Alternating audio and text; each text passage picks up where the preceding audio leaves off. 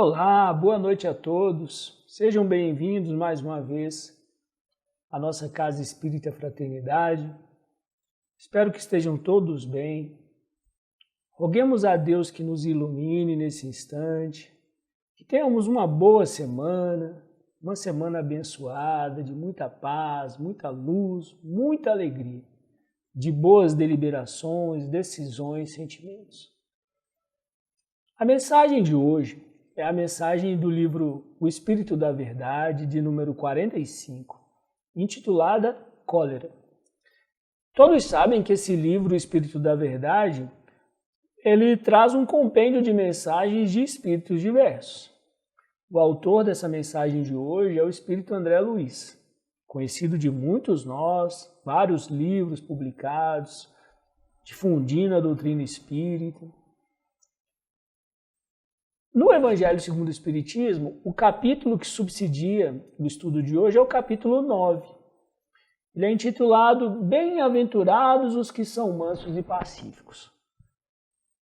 O que diz André Luiz nessa mensagem de hoje? Ele diz assim: a cólera apresenta 10 negativas complexas que induzem a melhor das criaturas à pior das frustrações.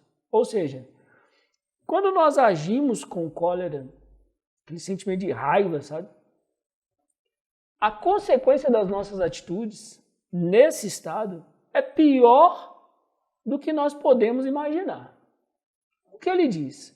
A cólera não resolve, ela agrava, ela não resgata, ela complica, ela não ilumina, ela escurece, ela não reúne, ela separa, ela não ajuda, ela prejudica, ela não equilibra, ela desajusta, ela não reconforta, ela dificulta, ela não favorece, ela envenena, não abençoa, ela maldiz, ela não edifica, ela destrói.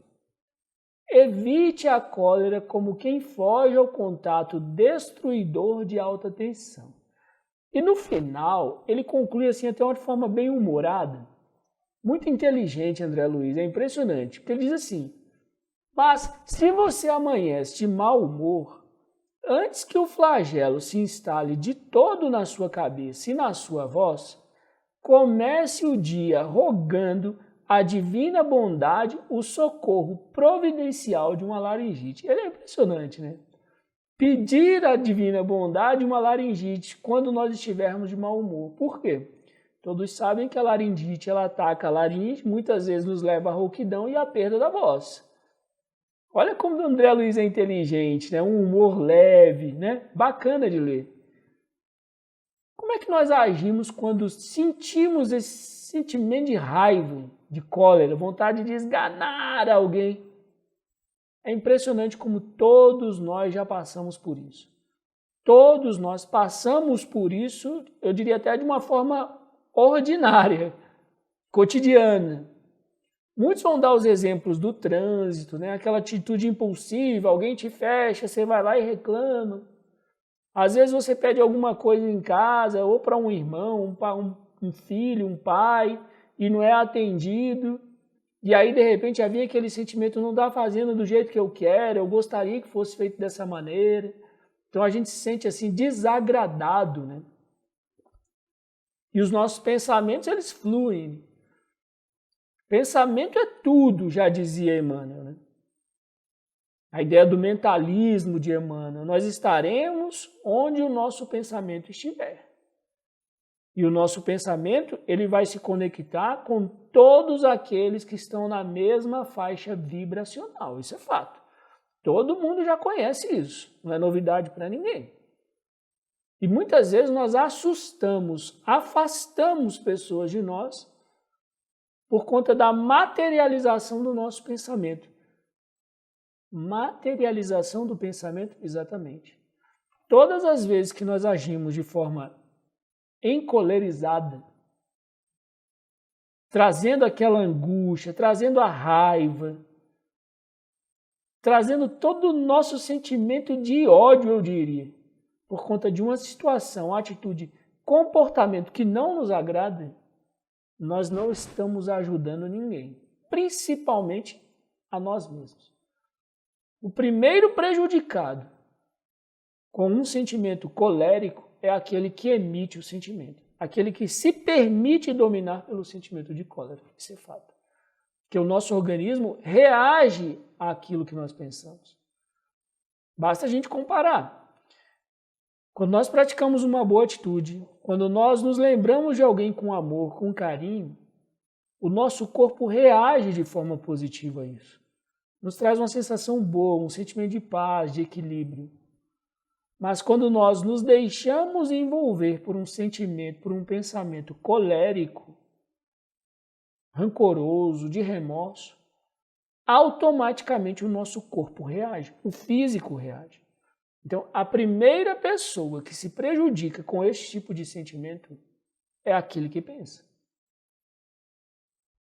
Não vamos pensar jamais que eu vou mostrar o que eu quero, eu vou impor o que eu penso. O sentimento não se prende. Você pode prender uma pessoa, corpo físico, mas pelo pensamento, ela estará onde ela quiser. Se existe alguma coisa que é impossível de controlar por outro, é o conhecimento de alguém, o pensamento de alguém. Vou fazer essa pessoa desmaiar, o espírito se liberta. O corpo pode estar preso, mas o espírito está livre. Às vezes, num sentimento de angústia, num momento de tristeza, muitas vezes, o que é bom a gente fazer? Calma. Muda o seu pensamento de lugar, de situação. Tente mentalizar outra situação que te agrade, que te traga uma segurança, que te traga uma confiança, que te traga paz. Isso é muito interessante. Ah, mas é difícil, eu estou vivendo um momento de muito estresse, eu não consigo. É um exercício, ninguém está dizendo que isso vai acontecer da noite para o dia, mas é um exercício que precisa ser trabalhado e conquistado aos poucos. Se todos os dias a gente consegue, ou tentar pelo menos, fazer uma reflexão que comece com 30 segundos, 1 minuto, aos poucos você vai progredindo, projetando o seu pensamento, onde você queria estar, com as pessoas queridas que você gostaria de estar, fazendo coisas que você gostaria de estar pro bem, acima de tudo, nunca pro mal, pro bem. Eleve o seu pensamento a essas situações que trazem calma, esperança, bem-estar. Porque a nossa situação aqui nesse mundo de provas e expiações, ela não é uma situação de felicidade absoluta. Todos nós conhecemos essa história também. A felicidade no mundo de provas e expiações ela é uma felicidade relativa. E não é a felicidade da inação, de não fazer nada. Pelo contrário, quando nós compreendemos o sentido de felicidade trazido por Jesus, que é o sentido de fazer ao outro o bem que nós gostaríamos de receber, aquele que obterá a maior felicidade é aquele que servir com felicidade, com alegria. A felicidade é a consequência do ato de servir sem esperar nada em troca. Compare, pegue situações já vivenciadas, tente relembrar as consequências dos atos bons que foram praticados, dos momentos bem vividos, com serenidade, com equilíbrio, e toda a boa consequência que essas emoções, que esses momentos proporcionaram para cada um de nós. E veja, por outro lado, todos aqueles momentos mais ríspidos, situações de discussão, de desavença, o alimentar o pensamento ruim. O que foi que esses pensamentos proporcionou? Que consequências muitas vezes nossas atitudes impensadas, atitudes impetuosas, impulsivas nos trouxeram? Quantos amores partiram, quantas noites mal dormidas, quanta dor gástrica aconteceu, dor de cabeça, a insônia, aquela reflexão doída, será que eu fiz o certo? agindo com aquela agressividade toda. No Evangelho segundo o Espiritismo, o item 9, ele é muito interessante sobre esse assunto, porque os Espíritos eles nos convidam a fazer uma análise exterior. Se nós tivéssemos a oportunidade de visualizar o nosso comportamento quando agimos com cólera, isso traria uma frustração muito grande. Se você assiste, por exemplo, uma cena, eu diria assim, de um filme, né, que a gente encontra aquela pessoa que age sempre com raiva, sempre convidando o outro a fazer a coisa errada, sabe? É o malfeitor dos filmes, das histórias. O que a gente faz? A gente está sempre torcendo pelo mocinho, né? A gente está sempre torcendo por aquele que é bom, pelo final feliz da história. E normalmente, essa pessoa que age para o bem, que tem um sentimento de nobreza, eu diria, sabe? De renunciar em favor do outro, de batalhar pela vitória do outro, mostra em si assim, uma condição, um autoconhecimento, sabe? Uma vontade de viver para o bem. Eu diria que esses personagens muitas vezes refletem tudo aquilo que o Cristo refletiu quando esteve aqui. Na sua serenidade, ele nunca buscava o mal do outro, pelo contrário. Ele ia ao limite, sempre exemplificando o bem, a paciência, aconselhando. Quando via as atitudes, eu diria, menos iluminadas, né, dos próprios discípulos, o Cristo sempre tinha uma atitude de carinho, de benevolência, de acolhimento. Isso a gente encontra, é impressionante. O livro Boa Nova, de Humberto de Campos, eu acho que é um dos melhores assim, da nossa literatura. Porque quando nós lemos esse livro, a gente mergulha naquela situação de uma forma que parece que nós conseguimos ver o Cristo dando os seus exemplos. Isso é muito interessante, porque nos causa aquela vontade de imitar o Cristo na sua essência. E a transformação ela vem com o tempo, obviamente, porque ele deixa o exemplo, ele é o paradigma. E o que nós precisamos fazer? Seguir o melhor paradigma. Então, se existe esse exemplo que acolhe, que ilumina, que resgata, que resolve, que reconforta, favorece, abençoa, edifica, que é o Cristo, por que vamos fazer diferente? Mas é muito sacrifício, eu ainda não estou preparado. Não tem problema. Uma hora estaremos preparados para fazer tudo isso. Mas precisamos dar esse passo inicial.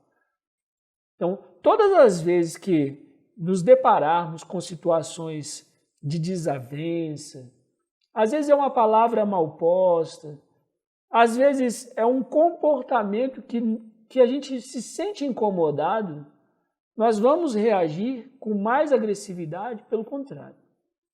A melhor maneira de lidar com as situações difíceis é o equilíbrio. Nós, espíritas, principalmente, que nós não temos problema com a questão do tempo, né? O tempo para nós ele não é um problema, porque somos espíritos imortais.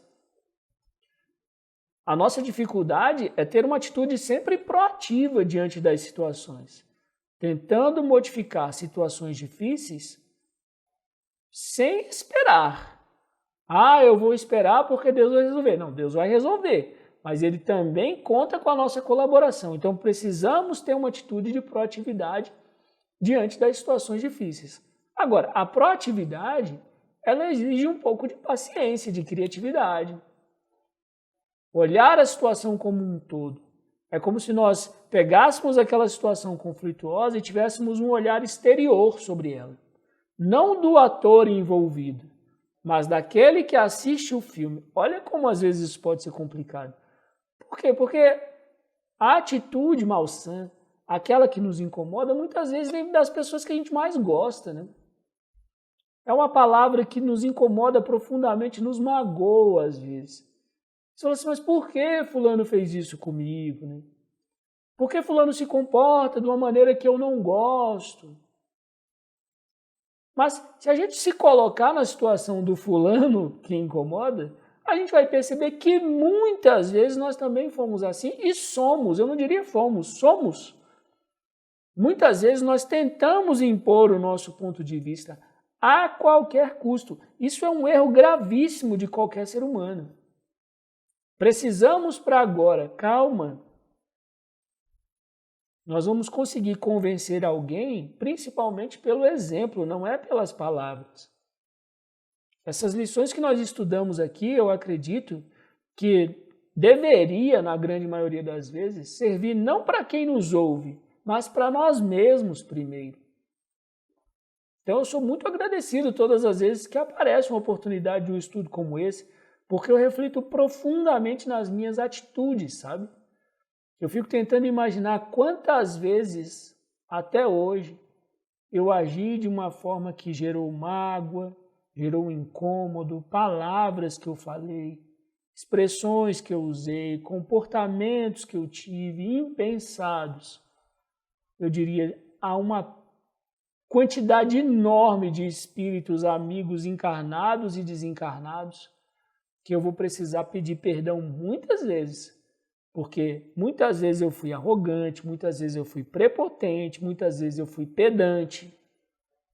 Eu esqueci a maior lição da humildade. Eu esqueci que aquele que quiser ser o maior deve ser o que mais serve. Quantas vezes eu fiz isso? E eu rogo a Deus que me dê a oportunidade de reparar esses equívocos. Tomara que Ele não peça para eu reparar tudo nessa vida, porque é muita coisa para fazer. Por isso, graças a Deus, Ele nos permite a reencarnação. Mas, no momento em que a gente já percebe que pode amadurecer, porque essa sensação de você fazer o bem, ela tem muito a ver com a maturidade. Então, quando a gente vai alcançando a maturidade, a gente vai percebendo que não somos espíritos isolados, somos seres sociais, nós precisamos estar em sociedade. Nós precisamos conviver com o outro para aprimorar a nossa sensibilidade, para aprimorar as nossas potencialidades. Então, o convívio ele é natural. Ninguém vive só. Ah, mas não tem ninguém encarnado do meu lado. Tudo bem, encarnado, mas desencarnado é o que não falta. Então, o tempo todo nós sofremos influências e nós influenciamos. Nós influenciamos encarnados e desencarnados. E sofremos influência de encarnados e desencarnados. Se a nossa influência é positiva, que bom! Quanto mais pensamento positivo nós tivermos, mais espíritos que vibram na mesma faixa que nós estamos vibrando, estarão conosco naquele momento. Então, se elevarmos o nosso pensamento, e elevar o pensamento é o quê? Qual é a atitude de elevar o pensamento? Ah, eu vou estar sempre pensando em Deus. Excelente. Mas se você puder pensar no seu melhor amigo, se você pensar nas boas risadas que você já deu e que vai dar, se você pensar nas curas de saúde física que você já obteve, e às vezes até saúde mental, comportamentos que antes você fazia, mas que você se arrepende porque não condizem mais com a sua realidade. Quanto lixo emocional nós nos livramos à medida que nós amadurecemos e evoluímos. Tudo isso é bom, significa elevar o pensamento. É agradecer, sobretudo, porque nos tornamos pessoas melhores a cada dia que passa.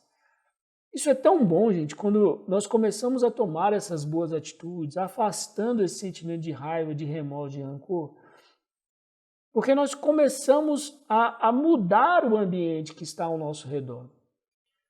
As agruras que muitos sofrem e que muitos se desesperam, para nós, espíritas, com essa consciência da imortalidade do espírito, de que tudo vai passar, que nós estamos aqui para evoluir, que o progresso é um fenômeno natural do espírito. Nós não vamos nos furtar ao progresso, nós vamos progredir.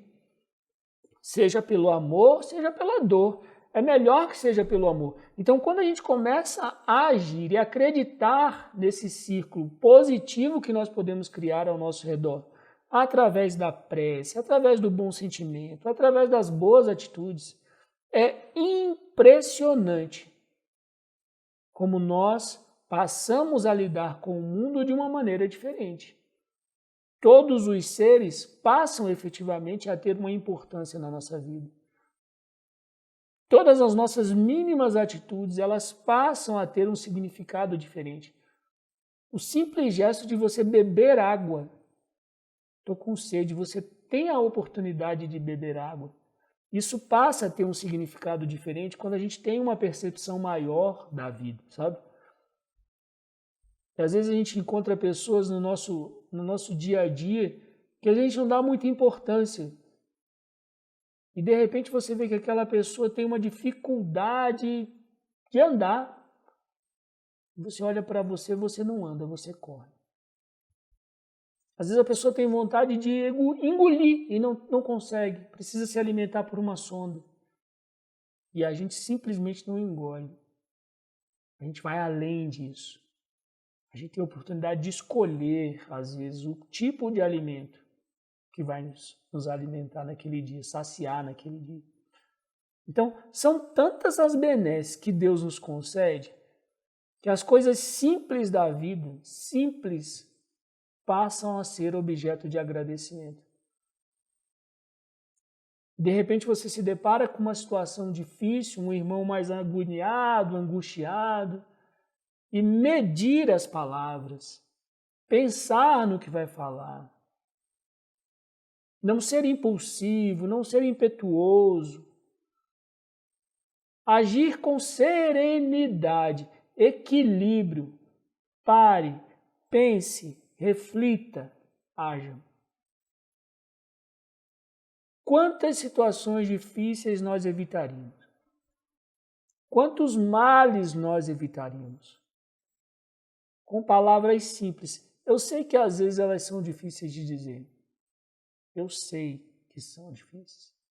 Você dizer para uma pessoa, olha, eu amo você, mas não é um amor jogado de qualquer maneira. É um amor-sentimento em que você considera. Tá difícil dizer eu te amo? Diz eu gosto de você. Eu não quero brigar com você, eu não quero discutir. Eu só quero te compreender. E quero ser compreendido também. O que há de bom nisso? Não existe nada melhor no momento de discussão quando a gente para e chama para um diálogo. Diálogo sereno, equilibrado. Não dá para fazer naquele momento? Se afasta, faz depois. Deixa a pessoa refletir. Nunca tome atitudes desesperadas num momento de desespero. Calma, calma. A mensagem de hoje é um convite. Enquanto muitos se desesperam, sejamos nós a luz que acalma. Coloque o seu conhecimento de uma forma produtiva. Se não dá para falar, ouça. Aquele que te agride, chame de irmão. Enderece àquelas pessoas agressivas um bom sentimento, um bom pensamento. Nunca permitamos nós que o nosso orgulho fale mais alto. Nunca. O Cristo deu esse exemplo para nós. Ele nunca foi orgulhoso. Ele sempre soube compreender as limitações daqueles que o agrediram, apesar de toda a bondade, todo o amor que ele deixou. Calma. Se o título da mensagem de hoje é cólera, a solução é calma, paciência, serenidade. Sobretudo, amor e humildade.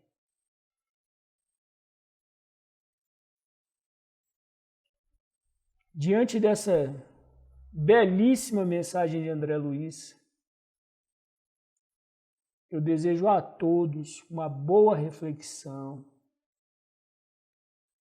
sobre esse sentimento bom de tentar fazer o bem, respeitar as limitações do outro, porque nós também temos limitações. E rogar a Deus, sobretudo, que nos abençoe em todas as situações difíceis da nossa vida, para que tenhamos paciência, serenidade, equilíbrio, para aceitar aquela que nós não podemos modificar, mas agir de forma humilde, consciente e proativa diante daquelas que Deus espera a nossa colaboração. Muito obrigado mais uma vez pela oportunidade do estudo. Desejo a todos uma excelente semana, repleta de boas realizações, bons sentimentos. Que Deus esteja com todos, seus entes queridos, que as nossas boas vibrações cheguem a todos os cantos do nosso planeta e principalmente para aqueles que mais precisarem. Fiquem bem, fiquem em paz e, se Deus quiser, em breve nós nos encontraremos novamente lá no GAF. Um abraço a todos, muito obrigado. Fiquem com Deus.